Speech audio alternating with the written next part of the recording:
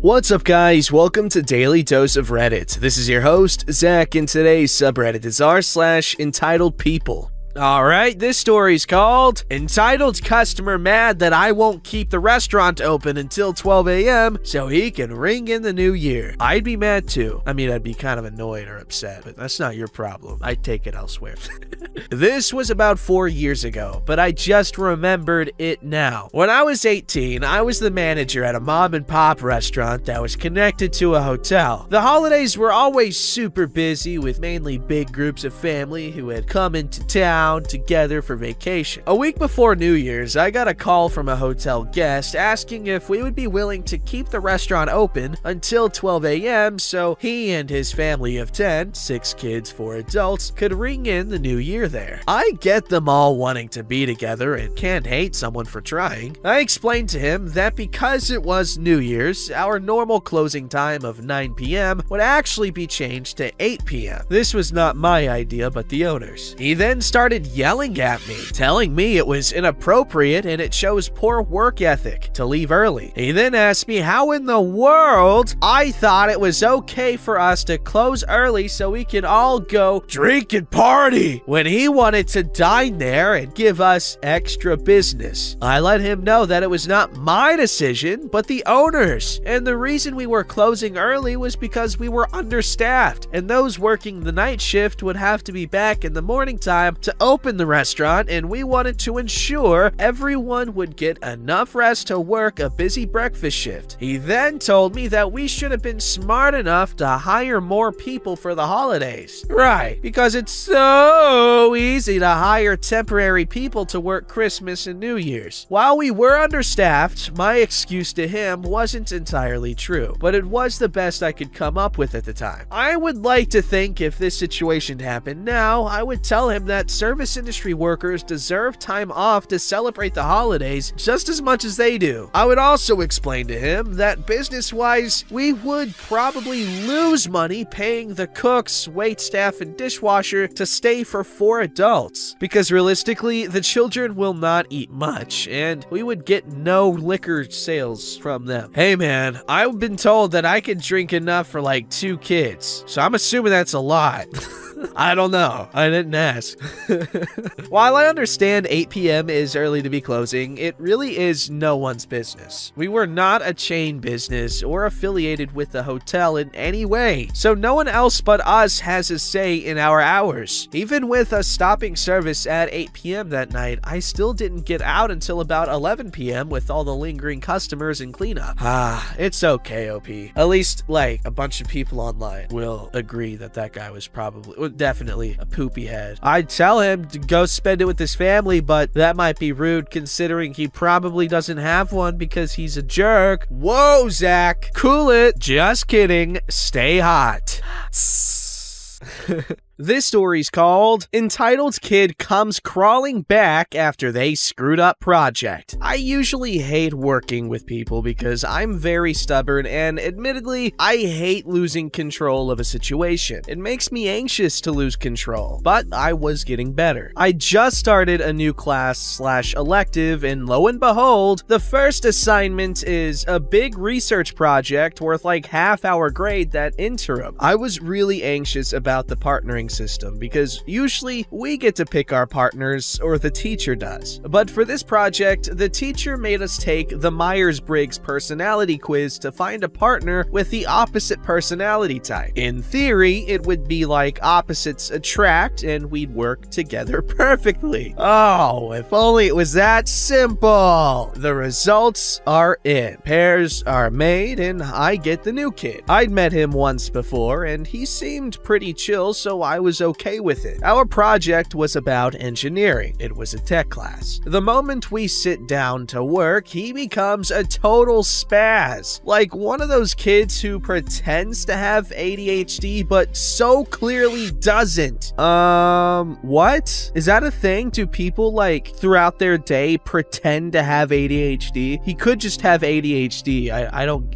what? For the project, we had to make a prezi, write a report, build a robot, and interview an engineer. We divided up the work, equally splitting the Prezi and report, while I would work on the robot and he'd do an interview. 2 weeks later, I finished all my work, so I emailed him asking why he hasn't done anything. His response was, "I don't like the project format. I'm not going to work until you fix it." So I restarted the project in a new format. Damn. A week later, I receive a very rude email about how I missed one day of school without telling him in advance that I would be absent, and he had to do all this work without me. I checked the project details and he'd done nothing. All period. I was sick that day with a cold and due to Brovid was unable to attend school. Obviously not something I can control. I politely emailed him back explaining the situation to him, to which I received another rude email about my lack of dedication to the project, so I decided to set up a Zoom call with this guy and work with him via Zoom. He didn't show up. I tried again a couple of days later and again he didn't show. I texted him reminding him and he read the message and blocked me. Later that day, I received an email from the teacher expressing her anger at my lack of work. A few hours later, my mother receives an email from the kid's mother and the principal regarding me bullying my partner. I'm sorry. It's so stupid, but it's funny. I sent them all screenshots of the editing history of our project, as well as our texts and emails. No response, but I didn't get detention. The next day at school, this kid throws a tantrum. Who caught it though? Ha! Because he got detention. All class he refused to work, and as the project was due in a few days, I finished his part except the interview. I showed him the finished work and asked if he liked it, as well as requesting he do the interview, and he remained silent. The next day, I received a carbon copy email he'd sent to a college professor for his interview, where he got my where he got my name completely wrong, basically called me a stupid dependent leech woman, and proclaimed himself the brains and hands of our group after doing no work at all, basically taking credit for my research and work. I then asked him why he called me stupid, and he replied my work wasn't up to his standards, so he fixed it, and the only reason he didn't work was because he enjoyed watching me, the weak petty girl, struggle to write a project on such a manly topic. Oh my god, what? This took a turn I was not expecting. I quickly logged onto the project to find all my work deleted and replaced with his unedited and unresearched work. In the project, he made it clear that I was incredibly stupid and that I had tried to take credit for his work, as well as accusing me of several other things I won't mention. His mother again contacted me about my plagiarism of her poor son's work and how she would be contacting the school board within an inquiry to remove me from the AP course. I was very fed up and angry at this point, so I restarted the project and did everything on my own in 4 days, giving no editing permissions to my partner. I also took pictures of the editing history of the first project to prove I had done quality work and my brat partner had deleted it. We presented today. When it was our turn, I got up and stood silently beside him as he butchered the presentation, showing he clearly didn't know the material. Throughout the presentation, he kept stopping and waiting for me to speak, pleading me, the poor, weak, petty leech, for help, but I remained silent. After his presentation, the teacher gave us the little paper she fills out while we present. We had received 25 out of 100 points, and 15 of those were from the robotical demonstration, the robot I built and programmed. After class, I stayed back and showed the teacher my presentation and the editing history. I was given an edited grade of 95 because I couldn't prove I'd built the robot alone, but it was good enough for me. I sauntered out of class and to lunch, where I accidentally dropped my grade sheet on the table. Let's just say he was fuming that that the work he deemed subpar and not up to his standards won out. I plan on doing the same thing at my plagiarism hearing in a few days, and if all works out, he'll lose his spot on the AP course for messing with my work, and I'll no longer have to deal with him. Damn, OP, you're a freaking dedicated ass student. Like Wowski, Mike Wazowski. I don't know what I would do. That guy, he deleted your work. Like, I would have just given up and just, I don't know, probably moved somewhere. Spontaneous. Let's go, let's say Italy and become a surgeon. Yeah, I'll be a surgeon in Italy. They just hand those licenses out there, right? Just be like, hey, I want to be a surgeon. And the other guy's like, okay. And then he's like, basically asks him what you find in the stomach. And then you say, bippity boppy, it's just a bunch of the body spaghetti. And then boom, you get a 2-week training course where you don't really do any training at all for surgery. You just kind of mop the floor and stuff in their vicinity. And they try to pass it off as like a Mr. Miyagi kind of training program, when in actuality, it's just slave labor. I don't know why this is my fantasy. Having a bunch of underqualified, severely underqualified surgeons is terrifying. I'm sorry, I didn't mean to. Italy, you're dead now. I can't do anything. I can't reverse what's been done. All right, this is Entitled Kid and Plagiarism Hearing. Well, that just kind of snapped me back to reality. I don't know why I was talking about Italian surgeons.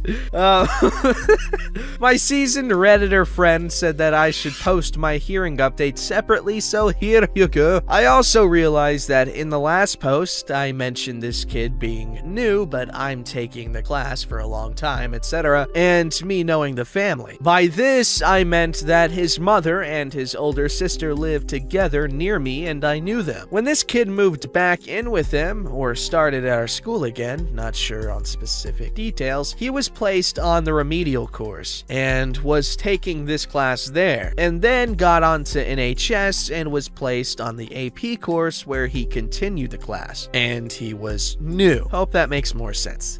Hearing update. School was weird today. The kid in question was dressed in a tux and blabbing to all the teachers and students saying, "Don't ask me why I'm wearing a suit." And then when they asked, he'd say, "Well, I'm going to court, and I'm gonna send a cheater to jail," while angrily staring/smirking at me. Damn, this guy's serious. Fast forward to about an hour ago. We show up at the BOE meeting, and the mom immediately makes fun of me for showing up in school clothes. Freaking loser! You're not wearing a tux? Coward! Coward! Why is no one else wearing a tux? I had gym today. Due to Brovid, I can't change, so I had to wear gym-appropriate clothes. A monochrome t-shirt and jeans. Not dirty or gross clothes. Yeah, totally wear jeans at the gym, Dwight. And the hearing was 10 minutes after school. I can't go home and change. My mom tried to step in, but the witch started calling her, "Pour dirt on my shoe," and other insults. The meeting started, and the mother, her son, and their family friend/lawyer, I don't know why they brought a lawyer, it's a school hearing, not a court hearing, starts slandering my name, bringing up things that happened between me and this kid's sister, as well as my apparel, things completely irrelevant to the matter at hand. The BOE eventually cut her off, and she spent 5 minutes arguing, cussing, and mumbling. Her evidence of me cheating was that I copied her daughter's drawing 12 years ago, and that her son is on the AP course and NHS, so he's very honorable, and has been taking this class for years, but I just show up and get a better grade than her son. How dare me! I know, right? The teacher whose class I was accused of cheating in stepped in and said I did work of far substantial quality to her sons. Let's just say she threw a hissy fit and said, "How do you know she didn't switch their work?" My mother then presented the receipts, and after that, the hearing was basically over. I get to stay on the AP courses, and I get cheating, bullying, and plagiarism expunged from my record, and I no longer have classes with this kid or his sister. The kid and his mom have another hearing scheduled to see if him him lying will get him kicked out of AP course and NHS. Now to the spicy drama. Outside, his mother got up in my face without a mask, spitting on me, screaming about how it was unfair that I get to keep my spot and her poor baby is losing his spot and he's losing his NHS scholarship. She kept ranting, stabbing her finger into my chest about how I've ruined her poor son's future. How is he going to not get into Harvard because he won't have the extra credits and they can't afford the tuition, and how I should pay her son's tuition for ruining his future. It was getting to the point I thought she was going to slap me, and I could just see the little devil smirking. Bro, if this woman was like ruler of the world, okay, she would make her son like second in command or whatever, or maybe put him in charge, and he would think he's qualified, and that's the scary part. Ruler of the world should not think they're qualified to be ruler of the world, and he's a crazy bastard since he does. I mean, we don't know if he does, but I mean, we just know it. That's like 90% of the media news. Ha ha! I criticize the media. I'm enlightened in the eyes of the public. You can trust me, guys. This just in, president of the world says every Wednesday, kids, they don't have a bedtime and they get ice cream for dinner. And no need to fact check because the media is lying. Remember, you can only trust me. All right, this story is called Idiot Neighbor Sells Us Back Our Rubbish and Says We Owe Him Money. Oh boy. I used to have a crazy junkie neighbor who caused a lot of problems in this block, but thankfully he left. Now I have an even more crazy junkie neighbor. Is this Florida? Is that where do the junkies live? Oh, Portland? He goes into the bin room and rips open every bag of rubbish and goes through it all, including people's mail, then says, "Gonna use people's details to get a loan," etc. Wouldn't work, but that's not the point. And then goes door to door in this block trying to sell the stuff he's just pulled out of the bin for this building. So he's literally trying to sell us back our own rubbish. Now the question is, how effective is he? Everyone is mad with him for the mess he makes in the bin room and for trying to sell us our own rubbish. But even worse, he now keeps telling people they owe him money when they don't. Got his head kicked in recently for saying it to my neighbor's girlfriend. Then the other day, he was trying to sell me crap while I was waiting for the lift, and I said no, so he went to my door after I left and gave my boyfriend a roll of wallpaper, then said my boyfriend had to pay him for it later. We didn't want his stupid wallpaper. My boyfriend said, "Nah, keep it." But then idiot neighbor was like, "Your girlfriend owes me 25 pounds, so you just give me it now." He's so methed up, he developed a southern accent. In England. Oh my god, my nose. I have never owed him anything. In fact, he still owes me the 10 pounds he borrowed when I first met him. But more importantly, he's already had his head kicked in for saying someone's girlfriend owes him money when she didn't. Why is he still trying it? I want a normal neighbor for once who doesn't try to demand money from everyone. Oh yeah, he also feels entitled to demand my meds, saying he needs them so he can get to sleep. And if I say no or give him 2, he's like, "But you gave me 6 before."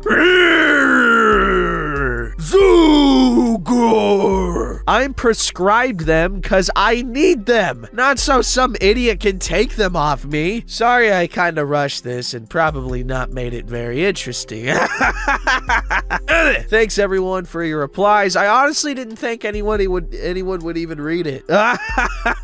Edit 2. Just saw him again. He said, "Looks like someone's put a unicorn doormat at my door. I think it was..." Insert name of a neighbor who kicked butthole neighbor's head in before. I told him, "You brought that on yourself the other day." He insisted that wasn't the case, and I said, "Yes, you did. I saw you, and then you went to my door insisting to my boyfriend that I owe you 25 pounds. You were freaking crap-faced as usual." Then he was like, "Oh my god, sorry, oh my god, I'm so embarrassed now." Then kept apologizing. I just laughed and said, "Whatever."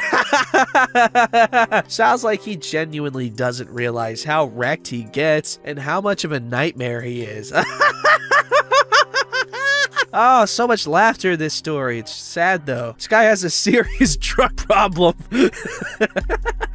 Oh, I'm laughing. I mean, it's funny. Schadenfreude. No, I'm sorry. That's messed up. I mean, it is funny, but it's messed up. It's a messed up situation, guys. Messed up.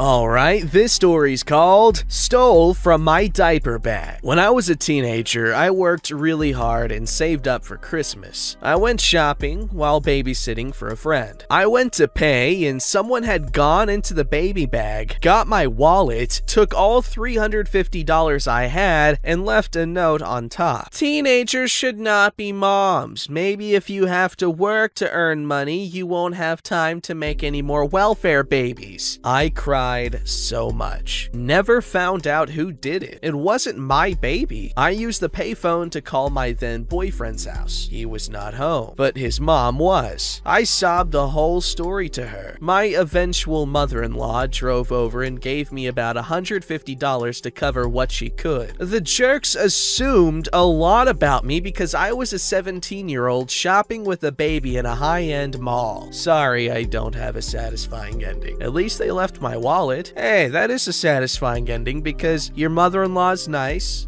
That's it. Don't forget to like, subscribe, and hit that bell to never miss an episode.